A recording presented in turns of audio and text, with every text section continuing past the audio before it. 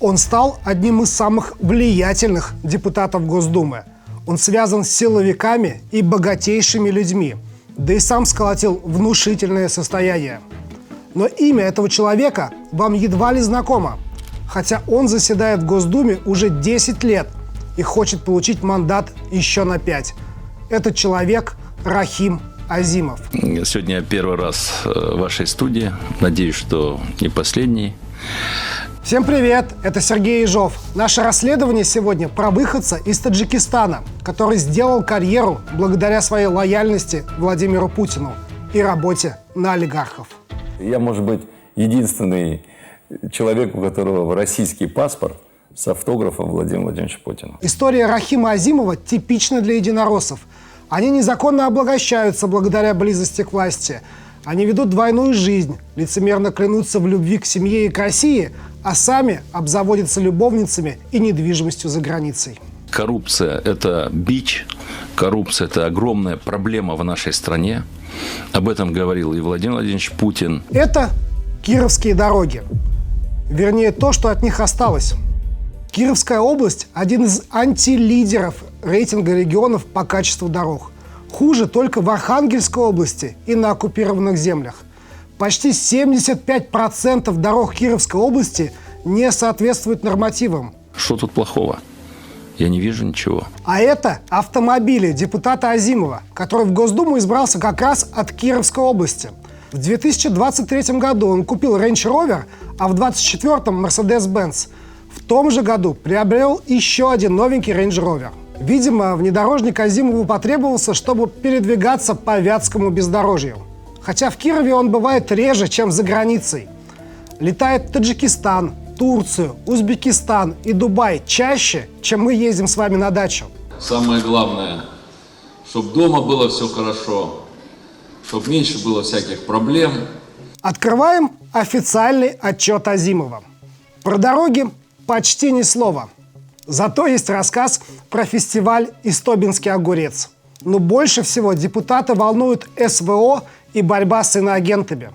То есть просто с теми, кому не нравятся такие бездельники и вредители, как сам Азимов. Я считаю, что это самая большая беда. Представляя Вятку в парламенте, Азимов игнорирует одну из самых острых проблем – дороги. Не нашли мы об этом постов и в его телеграм-канале. Зато есть поздравления со всеми праздниками. Ведь поздравления с Днем космонавтики – это, наверное, именно то, чего так ждут избиратели от своего депутата. Все, поздравляю вас. Поздравляю. Значит, Я хочу поздравить вас с днем. С Кировской областью Азимов до того, как стать депутатом, связан почти не был. Родился в городе Шураб в Таджикистане. Учился в Ленинграде. Работал в республике Коми. Был советником главы Ростеха Сергея Чемизова. А ранее занимал должности в Госнаркоконтроле, несмотря на то, что его самого подозревали в связях с наркобизнесом. Правда, осужден он не был, ведь еще в 2000 году стал доверенным лицом Владимира Путина на президентских выборах. президент, партия «Единая Россия» делает все, чтобы наши люди чувствовали себя в комфорте, в уюте. Обязан же своей карьерой Азимов видным петербургским чекистам Игорю Сечину и Виктору Черкесову. Он и в Госдуме отстаивает интересы силовиков. Например, поддерживал законопроект о возвращении следственных изоляторов в ведение ФСБ. Азимов же был автором инициативы о штрафах за поиск заведомо экстремистских материалов, то есть просто содержащих критику власти. Те, кто дискредитирует эту власть, они, конечно, должны быть наказаны самым жестким образом. 10 лет он представлял в Госдуме Кировскую область. И в это время занимался всем, кроме, собственно говоря, отстаивания интересов жителей. Но теперь он намерен баллотироваться в новый созыв уже от Московской области. С этим регионом Азимов связан даже больше, чем с Кировом. Именно в Подмосковье мы нашли у депутата шикарное загородное имущество. Это 15 лет с конфискацией. Подождите, скажете вы, ведь есть официальная декларация Азимова, которую опубликовал Центр избирком. У него в собственности только один гараж площадью 46 квадратных метров. Но недаром Азимов первый заместитель главы Комитета Госдумы по противодействию коррупции. Сам он антикоррупционные ограничения обходит классическим способом. Записывает дорогую недвижимость на совершеннолетних детей. Это позволяет как не обосновывать источники происхождения средств на приобретение, так и вовсе не отчитываться о покупках. Я как член Комитета по безопасности и противодействию коррупции, который вошел в Государственной Думе, работа велась и ведется. У депутата есть дочь Арина. В 2024 году, когда ей было всего 23 года, она купила дом в коттеджном поселке Береста в бухте Живописная на Москве-реке. Береговую линию здесь занимают роскошные особняки по индивидуальным проектам со спусками к воде. Из окон домов открываются прекрасные виды на бухту, холмы, леса и овраги. Место лучше не придумаешь. По соседству с Ариной купил дом и сын депутата. И если у дочери единоросса коттедж площадью 595 квадратных метров, то Азимов-младший купил площадью 1102 квадратных метра. Свое имение Азиз Азимов приобрел, когда ему, как и сестре-двойняшке, было 23 года. Но дом показался ему, видимо, недостаточно шикарным, и вскоре он решил его снести. Стоит все это загородное имущество, фиктивно записанное на детей депутата, дороже миллиарда рублей.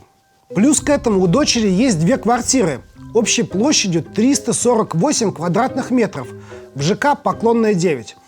Это элитный жилой комплекс на Кутузовском проспекте с сервисом 5-звездочного отеля. В распоряжении семьи единоросса для полноценного расслабления и заряда энергии спа-комплекс, панорамный бассейн, фитнес-зал, хамам и сауна. Кто же он? Он – дом-суперзвезда. Поклонная 9. Квартиры здесь на имя Арины Азимовой были куплены в том же 2024 году. Стоят такие около 400 миллионов рублей. У сына депутата-единоросса тоже есть недвижимость в центре Москвы. 153-метровая квартира за 500 миллионов в ЖК «Бунин». Этот клубный дом на Плющихе – один из самых дорогих, престижных и эксклюзивных жилых комплексов ультрапремиального сегмента. Таким образом, только записанную на сына и дочь депутата недвижимость мы оцениваем в 2 миллиарда рублей.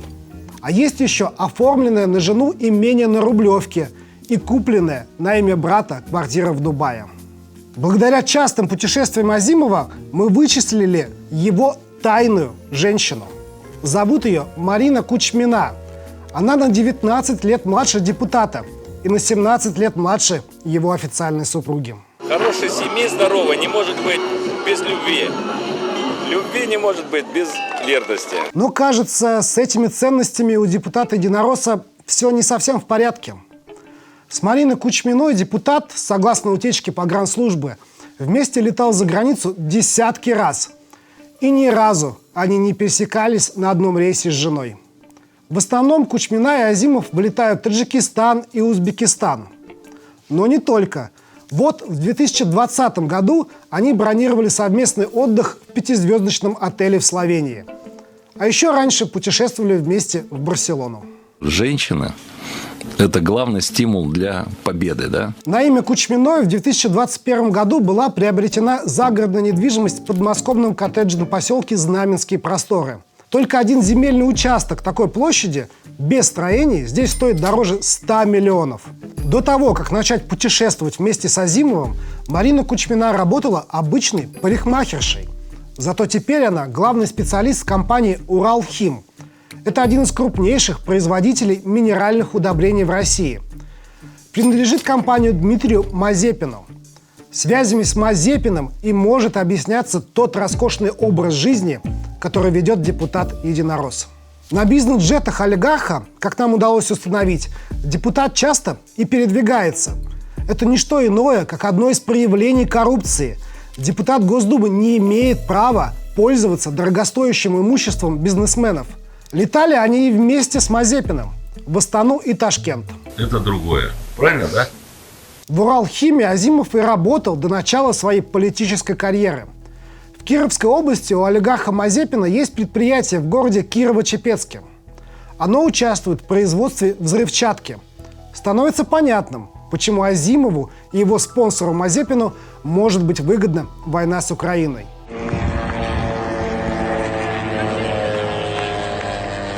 Вон, дым пошел черный сразу вон из-за дома. Тему специальной военной операции начал Азимов использовать уже и для своей рекламы в Московской области. Вот они вместе с губернатором Воробьевым вручили ключи от автомобилей участникам СВО и семьям погибших. Инвалидам и вдовам достались машины от АвтоВАЗа.